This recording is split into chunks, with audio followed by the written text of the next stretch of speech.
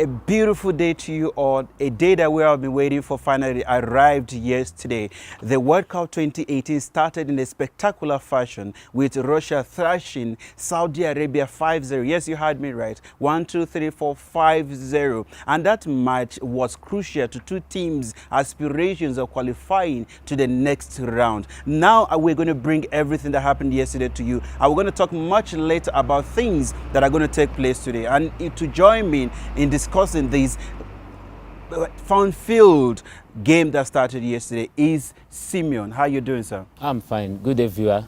So I'm glad to be here. It has been a day that we've been all waiting for so long. So and I'm so impressed to see the starting to the World Cup, because actually it has always been maybe 1-0, 1-1 kind of opening match. And it's actually a record-breaking start for any host team since 1934. Russia did not just humiliate Saudi Arabia. They were thoroughly beaten by Russia yesterday.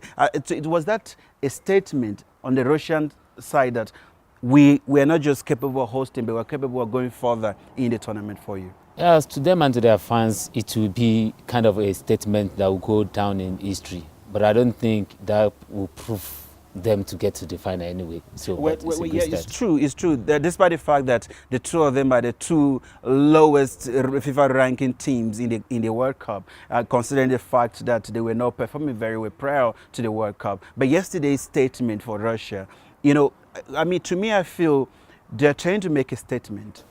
Yeah, actually, it's going to be good for business, because for their fans that does not believe in them, that will give more fans hope to think. So what stood out for you in the match yesterday? So what really stood out for me was the guy who came in from the bench and ended up scoring 2 goals, Yuri. Wow. Because it was also, you know, for you to be counted as somebody who is substitute, second best, and then you came up and proved yourself to be one of the best. Yeah, and a lot of people will argue, though, that these two teams, you know, we know Iran, they played 12 matches without, and the only clean sheet they kept in the World Cup was against Nigeria in 2014, 0-0 that they played against Nigeria. So, to you, do you feel these two teams? Do you feel is a team that Russia, after winning, they should be relaxed that they got the World Cup started on the brighter note for you? Well, after the match yesterday, what really made me think that will boost their confidence is because of the goal margin. All they just need now is maybe one draw from Egypt or Uruguay, which is going to be very difficult. Which is going to be very difficult, and it's going to put either two in the bad position, because if Egypt win the match or Uruguay win, then they end up securing the draw. It might get them through out of that group stage. Okay, but what is your impression so far? I'm talking about impression in terms of not just the match alone, the reception that everyone got from the Russian people who are hosting the World Cup in 2018. Because the president came out and said that we are friendly people and we want to give everybody the best. So to you, with what you saw yesterday, is that an indication that this indeed is going to be one of the best World Cup so far? I believe if Russia keep winning, it might be the best come from their fans. So we've not seen the bad side of Russia yet? Yes, because they won the match. There's no point to fight. There's no point to stress over anything. But I believe Russia, as a Russian fans, okay, then let's talk about, because like I said, this is the first World Cup that they are introducing video assistant referee, which is a video technology for the first time. So, but yesterday they didn't use it. Now, how was the officiating for you? The officiating was very calm and cool, so it was okay for a start for me. So as the event progressed, then we can start seeing more. Wow. So do you see Russia actually qualifying from this group? Because remember, it's a very tight group, two of the lowest FIFA ranking teams in that group. But then do you see Russia doing it against Egypt and Uruguay? I feel against Egypt, they might either secure a draw. Secure a draw? Wow. So you're not giving Egypt a chance at all to win? No, against Russia, because winning 5 goals always give you a kind of confidence. So in goals, and you know, in World Cup, goals advantages also count. All right. Okay. That is from our expert analyst that we have today, Simeon. Now we're going to be talking about matches that are coming on today a bit later. We have Egypt playing this afternoon against Uruguay. Now, when Egypt, talking about Egypt in the World Cup, they have the worst record They've been to the World Cup 3 times, and they have the longest gap between 2 World Cups. They qualified in 1934. After 1934, the only World Cup they kept, after 56 years rather, 56 years they qualified again in 1990. But they've never recorded a victory in the World Cup. It's been 2 wins, 2 draws, 2 losses.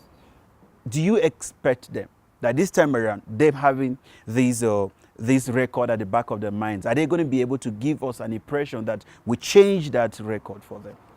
Yeah, actually, let me start by this saying that says a tree cannot make a forest, because I believe everybody in the whole world is putting their mind on Mo Salah to perform wonder, to give them a best record this year, better chances to progress. But we should not forget the likes of Suarez as well, Edin Cavani, all those people as well. So it's going to be difficult for them, but because I'm not seeing them win in Uruguay. Now, as you mentioned the names, the 2 players you called, you know, one thing that we've experienced in the past 2 years, in terms of big players and big countries coming from South America, the likes of Uruguay, Argentina, Brazil, has been individual brilliance. We have never seen that team cohesion. We've never seen them playing together as a team, because you see, Argentina have one of the best players in the world, yet they struggle when it comes to an international competition as World Cup. We see Uruguay, for instance, they don't go further in tournaments like this because they rely solely on one individual instead of playing together as a team. So I think, to me, I feel Egypt, because Egypt is a team that we don't know. But I just wanted to know that Salah is coming from injury where nobody still can say he will be best at his 100%. Yeah, it's what I'm saying. Like, if you look at Egypt, for instance, they don't have the so-called superstars. Only Salah, and the only season that he's performed so much that there's a lot of expectations is being this season again, for Liverpool. So it's you look at the team, they are working together as a team. When it goes to the national team, all of them are playing, giving their all. They are not relying on Salah.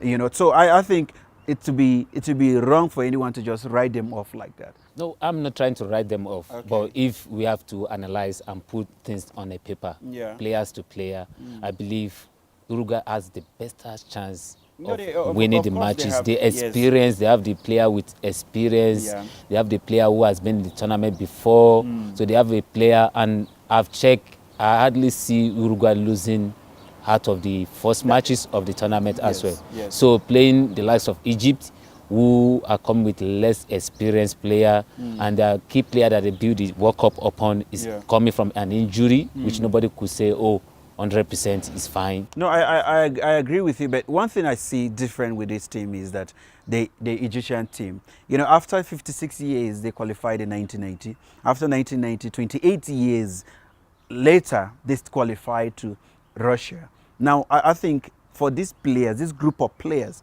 that are just coming up, that record is what I'm saying. They want to break that jinx. They want to make, they've never won a match in a World Cup tournament. So I'm expecting and I'm hoping and I'm praying that they will go out there and prove everyone wrong, that we can actually win matches and then advance to the next stage of the World Cup. But then that is just your own opinion, though. That's what we expect from them. That's what we expect them to do in this tournament, to prove that they can take over the world. Though they qualify based on the African team that they play against, but I didn't see them. They've played all the Europeans during the pre-match. They never won any of the matches. So let me ask you this. Do you have any hope at all for any African team that is representing us in the World Cup? Yes, I do. I have hope, but because I believe the likes of Senegal still have more quality team player in Africa. The likes of Nigeria as well still have individual brilliance in their team. Egypt also have some quality player also in their team. The likes of El Shaarawy, and then the likes of the one in Arsenal, the Mohamed, Arsenal player. So they still have a lot of quality as well. So I believe they can progress. So what you're saying is that you believe Egypt, Nigeria, Senegal can be able to do us proud. How about Tunisia? Tunisia also have good record in World Cup, but this time I'm not sure. You know one thing I'm very careful, and I don't want people to make that mistake, is we often get rid of or discard those teams that don't have big stars in their teams. And we saw that in 2016 European Championship, Though Portugal have one of the world best players there, they have the world best player, which is Cristiano Ronaldo. But then compare the Portugal team with France national team. One will just give it to France, but then they were unable to do it. Portugal have to do it with the kind of players, some of the players who were playing for some of the obscure clubs in Europe that we didn't even know about. You know, so I'm always careful not to make that mistake of discarding people. So I see the Tunisian side. I just see the most important thing in a team is playing together as a team, not individuals. You know, so which is something a lot of us are. You can just see Tunisia in that group and then you write them off. You can just see Nigeria, you see the likes of Croatia, you see Argentina. One can just write them off. And I believe that with team spirit and determination, the teams can be able to advance. Determination counts when it comes to winning a match as well anyway. But what I'm saying is, on paper, we are analyzing based on individuality. We are analyzing based on performances that we've seen. So maybe they can now prove us wrong. Okay, no, I agree with you. So what is your prediction for Egypt and Uruguay? Is that a draw? Or no, if you had to go with one. Okay, if I have to go with one, it's going to be 1-1. 1-1. Draw. 1-1 If draw. I have to go with win, Uruguay wow, win 2-1. you don't even. I didn't think I'd like you say 1-1. I was actually thinking Egypt is going to beat Uruguay. Okay. And I mind you, by the time of recording this show, they've not started the match. So our show is pre-recorded. So they did not start the match. So that's why we are discussing and talking about the match. We didn't know what the scores was. Yeah, just for them to understand. Totally, yeah. So now you said 1-1, but I'm seeing Egypt winning this game. Okay. So in your opinion, yes, you might say so. But for me, in terms of brilliance, individual brilliance, I can't see any defense of Egypt holding Suarez or Cavani from scoring. So I'm also thinking if Salah comes in and is in his best, he will definitely score as well. So I think as Africans, we just have to share that sentiment that me saying Egypt is going to win. It's something that everyone want to hear. Okay, now let's talk about Morocco and Iran. What do you see happening in that game? Yeah, I'm actually in Morocco and Iran. I believe maybe Morocco will win that match. You see, Morocco will win. Yeah, because the way Morocco play, they control any opponent that they play against. Their way, patterns of playing, their movement, their attacking process. I think they will win that match. Now, do you see, because the thing is, they are playing Iran. We might consider them as being the underdogs in the group. But when one win a match against an underdog, does that give one advantage, or does that give one that impression that he is going to be able to go on and do something great when it comes to football? When it comes to football, the beginning matters. If you start where it boosts your confidence and it also boosts your morale, your performances. So in this kind of a match, that's like the one we spoke about Russia. So for them to have this kind of breaking start of a tournament in the tournament, then it means that will not give them that kind of vibe like, oh, we can progress. Yeah, we have the chances to do it. Then all we need is to just defend, attack, protect what we have, come out, don't come out, so they will know what to do in the next match. Hey, what can I say? Here on the World Cup Special, what we do is we just bring all the matches to you, analyze it. We're going to give you the details. We're going to give you the officiating. We're going to, but the most important thing that I think that everyone will be focusing on is the VAR, the video assistant referee, because it's something that we've never experienced before. Now, a lot of times we've seen the controversial decisions that everyone is going to be everyone complained about rather. Now, in 2010 in South Africa, here, where Lampard scored a goal against Germany, and that goal was disallowed, and a lot of us were very mad about it, that should have stood. But then the referee said no. But now we have a referee that is greater than the human referee on the pitch. We have a referee that is going to call you back. When they call you back and the decision they give, it's final. So we're looking for to analyze every of those mistakes. We're going to be analyzing every opportunity missed, every opportunity utilized. We're going to be analyzing everything as we bring it to you on the World Cup Special. Now let's talk about one of the biggest games tonight. Every game is important, especially as Africans. The ones representing us in the World Cup, they're important. But let's talk about Portugal versus Spain. It's a game everyone will say is the biggest game of today. So what do you have to say about this game?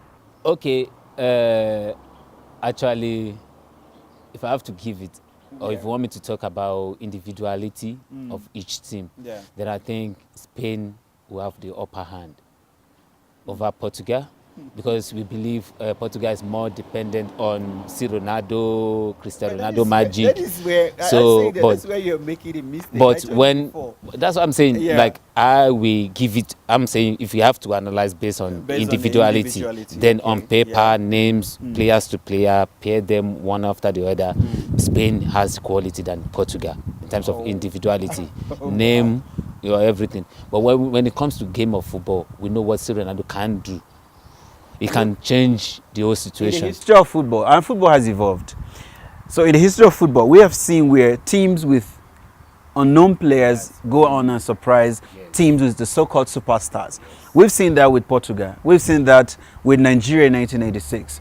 We've seen that with Cameroon in 2000, in Sydney. So in football, you sometimes see a lot of these things happening. We've seen that in 2002, by the way, Senegal against France. We've seen that no one envisioned Senegal beating France in that tournament, but then it happened. Now in Portugal, coming to this tournament, if you look at the players, if you analyze the entire team, like you said, on paper, yes, the Spanish national team, they have upper hand. They have the upper hand when it comes to this game. But one should not just think they are going to beat Portugal easily like that. I'm not trying to say they are going to beat Portugal easily, though I have my reservation about Spain performance anyway. Because I believe one thing, and I've always said this, Spain without Xavi is like half. The same thing goes with Barcelona. Since Xavi has retired from Barcelona, they've never won any major Champions League tournament. Even Messi has not won best player. So I always say he's the engine. But they were consistent though. 2008 European Championship, 2010 World Cup, and then the 2000. Xavi in it. After Xavi, what have they achieved? No, I understand what you're saying, but the most important thing is for these teams that they've been playing together for a long time, and that is one good thing about the Portuguese national team. They have Cristiano Ronaldo. Everyone looks at him, but they're forgetting the likes of Quaresma. They're there. They have the likes of Pepe, who are still old with the experience.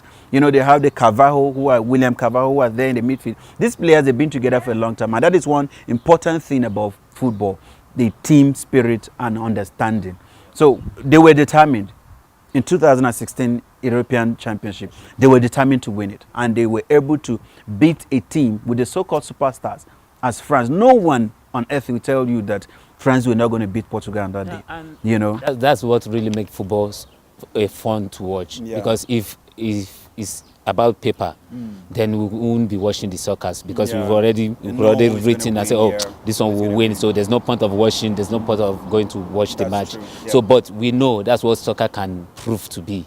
So especially also in the Premiership, nobody think Liverpool will go from the beginning to the end of final in paper. But that's what actually makes soccer so sweet. But now with Cristiano Ronaldo playing in Spain, Real Madrid, a majority of the players in the Spanish national team are from Real Madrid. And that's what the defender who tried to hurt our own boy not to perform in the World Cup or play in the World Cup because of Champions League. He tried. He did not succeed because our boy is still going to play. But then he tried to take him out of the World Cup, which every African is very upset about. So that means he can still do the now I'm asking. He knows he's the captain of Real Madrid, and he's the captain of the Spanish national team. Do you see the same thing replicating itself? Yes, I'm expecting him to do the same thing. If that's what they taught him in Madrid, to get rid of opponents to get what we want, then I believe he should use the same tactics to get out to Ronaldo. There's no chance at all for Cristiano Ronaldo. Yes, actually, if we have to talk about it, Spain has more of defenders who understand Cristiano Ronaldo. PQ, Barcelona. So most of their defense, they play in Barcelona or Madrid. So which actually know how Ronaldo think, how he operates. So it's going to be so difficult for Ronaldo to operate today. So the only way Portugal can break in through this is to not depend so much on Ronaldo. So let's Spain focus on Ronaldo and then let other players penetrate. But the Portugal, yes, it's true. I understand what you're saying. It's true that they've relied so much on Ronaldo because he's their star man. But you also need to look at the likes of William Carvalho doing the job. You need to look at Bruno Alves. This Let me take you back to the final that they won in Europe. Yeah. You can see that they could only win the match after Cristiano Ronaldo was injured and taken out. But before the incident, every focus, every passes, everything was focused on Ronaldo. We don't know that because he got injured and he was taken out. So we don't know if he had stayed, they were going to win the match before going into extra time. We didn't know that, right? But what I can say to you is that it's not just about Ronaldo alone. They have players that have been together for a long time. And that is one good thing about that team. So they won the European Championship because they were good together. They understood each other. They were playing for...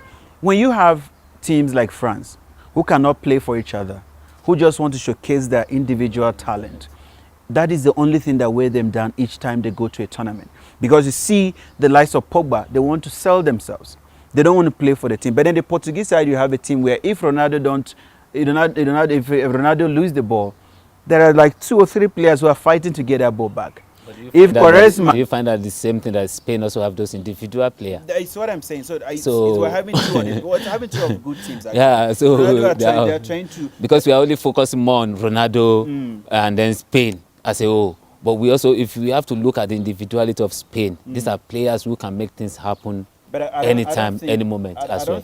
I don't think anyone should just underrate the Portuguese national team. I'm not underrating them, but I'm not trying to underrate them, but I'm saying we all see how Ronaldo struggle when he plays against Barcelona defense. So, and these are the same set of people he's going to play against. You must also understand it. And then his own people who also understand the way he think, the way he reason as well. Cristiano Ronaldo and Messi are fighting for the world best after this tournament. So I think he's going to have that at the back of his mind to try and make an impression that he's actually the best player of all time. He was unable to make those impressions in their league, in La Liga. No, but he was able. He did. You can't say he did not. Highest goal scorer in Champions League and the winner of the Champions League. About in their domestic. Okay, let's not digress from that. Let's not digress from the main thing we're talking about. I'm just trying to bring up about the defense of Barcelona, home and away. Was not able to succeed against those defense. So now it's coming against his own defense plus the same defense of Barcelona. So it's going to be so difficult. I understand where you're coming. I understand where you're coming from, but then this is football. Anything can happen, and football is evolving day by day. You might believe that Spain, they were in fantastic form from 2008 to 2012. They were winning trophies on the national level, and both even domestically, some of the players were doing it. Ronaldo can capitalize on the mistake of Gerard Piqué. No, you see, this guy has been doing it for a long time. So let's not write him off. Let's not say because one person make a mistake before he's going to make it. Cristiano Ronaldo, to me, he's one of the best players of all time. So let's just hope and pray that the two of them give us a good game that we're all been expecting. There's no red card, there's no injuries. Let's just watch a free-flowing football. And thank you. That would be difficult to achieve in a match between Ronaldo versus Barcelona defense and Madrid defense. I'm seeing.